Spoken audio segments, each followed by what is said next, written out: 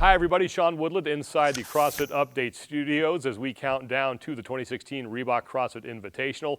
Joined now today by a woman who is on the Pacific team for the second straight year. She has been to the CrossFit Games twice. She has finished second both times, and she was also a member of the Australian Olympic weightlifting team in Rio this past summer. She is, of course, Tia Toomey. Tia, thank you so much for joining us today.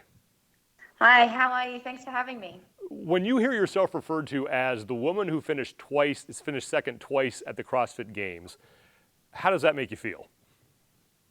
I think there's a few mixed emotions there. I definitely am honoured to be able to say that I've been on that podium twice in a row.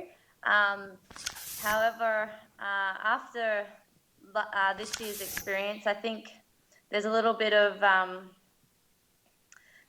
mixed emotions where I'm a little bit disappointed in myself for not executing it all the way to the end and taking it that one step further to the top. What did that whole experience this year of finishing second once again teach you about your abilities and what you need to do going forward to get on top of the podium?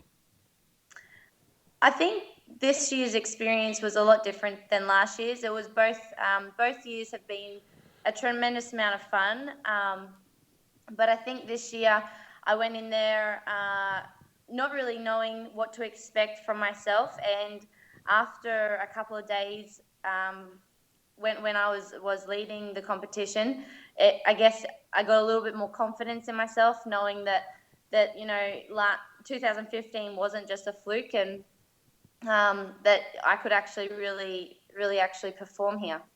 This is the second year that you will be competing at the Invitational. What did you learn from last year's experience in Madrid?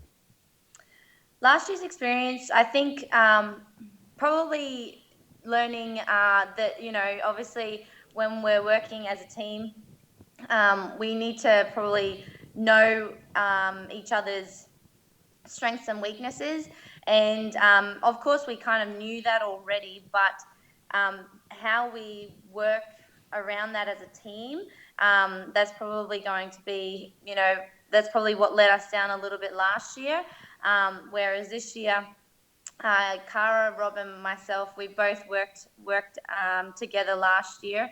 And then we've got James, who's an incredible athlete, and then we're going to be coached by Chad, who he's just amazing person, an amazing coach as well. So I think we're definitely going to be improving maybe that type of weakness that we had there last year. But other than that, I think just being able to have that team bond and be able to rip it up. You mentioned team dynamic, and on a team, everybody has his or her own role. What do you see your role being on the team?